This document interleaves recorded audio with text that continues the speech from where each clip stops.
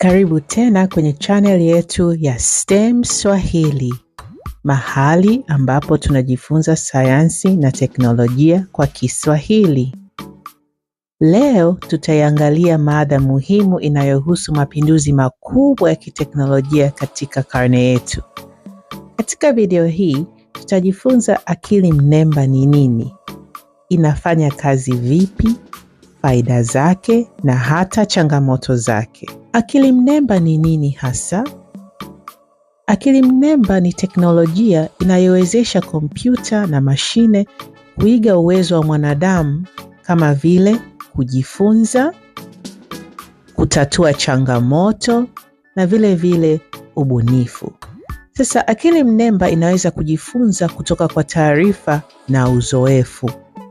Kwa mfano, simu yako inapotambua uso wako unapofungua, yani Face ID, YouTube inapopendekeza video kulingana na unazotazama. Hii inaonyesha kwamba AI au akili mnemba inajifunza tabia zako na kuboresha huduma zake. Sasa akili mnemba inaweza vile vile kutatua changamoto kwa kufanya kazi kama msaidizi wako wa kidijitali ndani ya kifaa chako.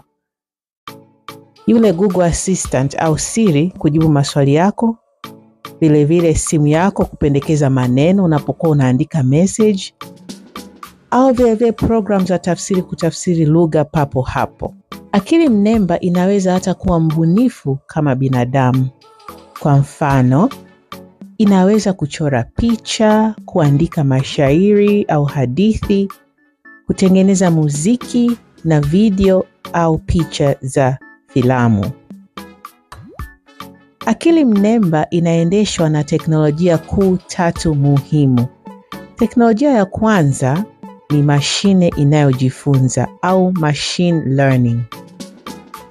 Kompyuta hujifunza kwa kuchanganua mifumo katika data au taarifa unayoipa.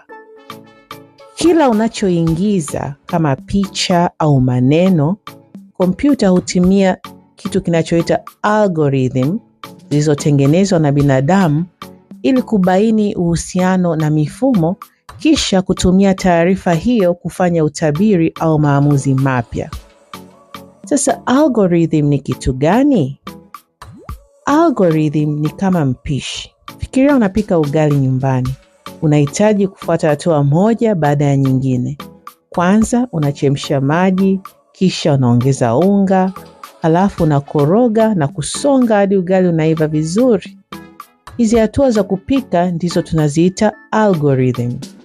Kwenye mfumo wa kompyuta ni maelekezo mantiki yanayoifundisha kompyuta jinsi ya kufanya kazi.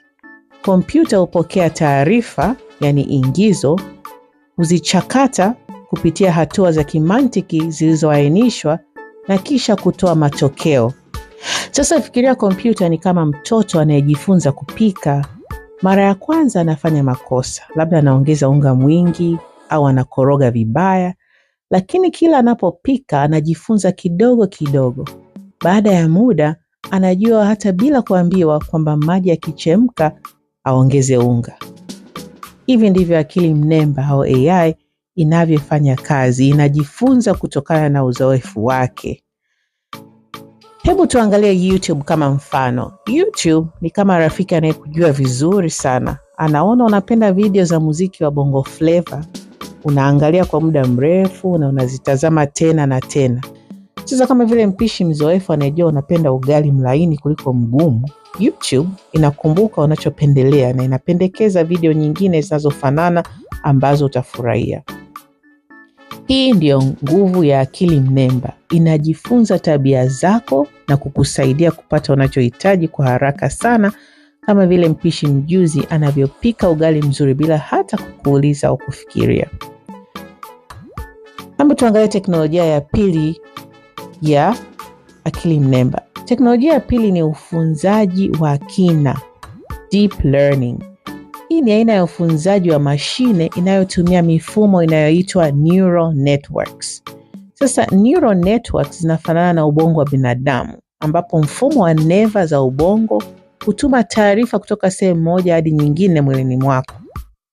Ufunzaji wa kina au deep learning hutumika hasa kwa vitu kama kutambua sauti, voice recognition, kutambua picha au uso wa mtu, face recognition, kutafsiri lugha kama Google Translate, magari yanayojiendesha, kutambua barabara.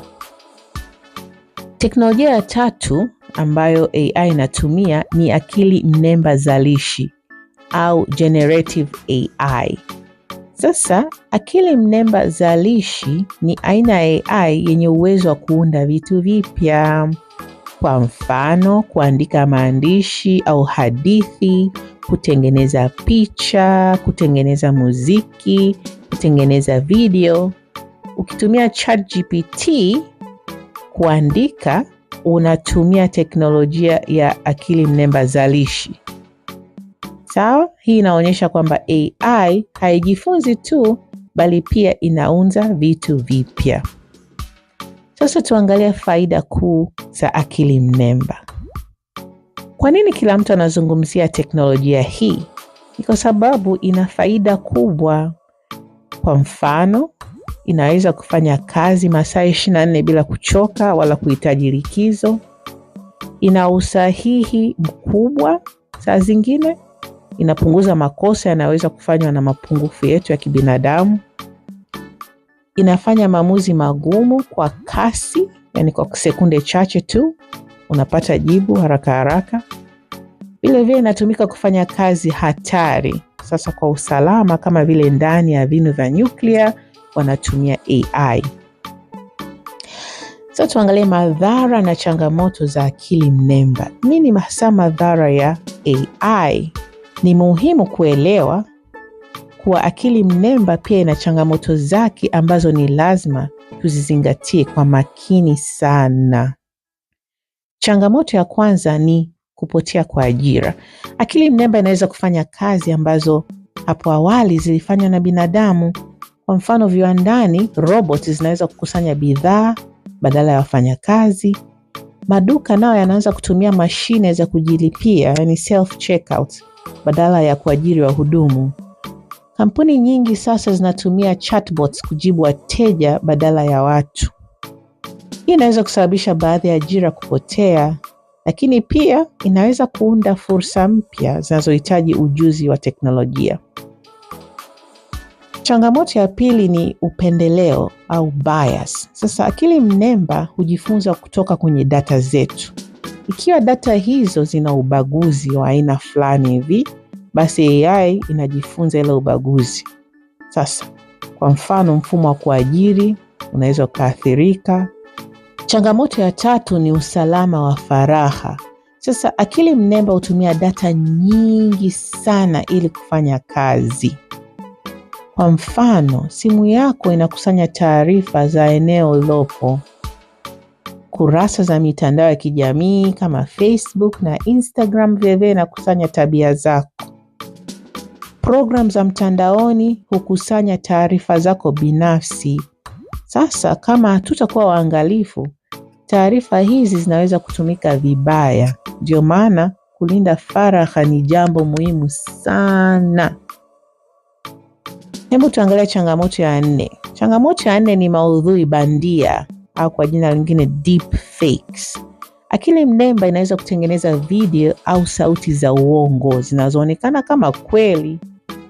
Kwa mfano, unaweza kuona video ya mtu maarufu akisema kitu ambacho hakusema, au sauti ya mtu ikitengenezwa bila yeye kujua. Picha za uongo zinazoonekana kama halisi. Na hii ni hatari kwa sababu inaweza kusababisha taarifa za uongo kusambaa haraka, kudanganya au kutapeliana, hivyo kuhatarisha usalama wa jamii. Sasa, je, tuogope akili mnemba? Jibu ni la hasha. Hii ni zana tu, ni kifaa tu, kama ilivyo nyundo. Matokeo yanategemea jinsi mwanadamu anavyoitumia. Yani AI inategemea jinsi sisi binadamu tunavyoitumia. Siri ni kuielewa vizuri na kuitumia kwa maadili. Sasa, wewe una maoni gani kuhusu akili mnemba? Niandikie kwenye sehemu ya maoni. Usisahau kulike, kushare na kusubscribe kwenye channel yetu ya STEM Swahili. Mpaka wakati mwingine tena, kwaherini.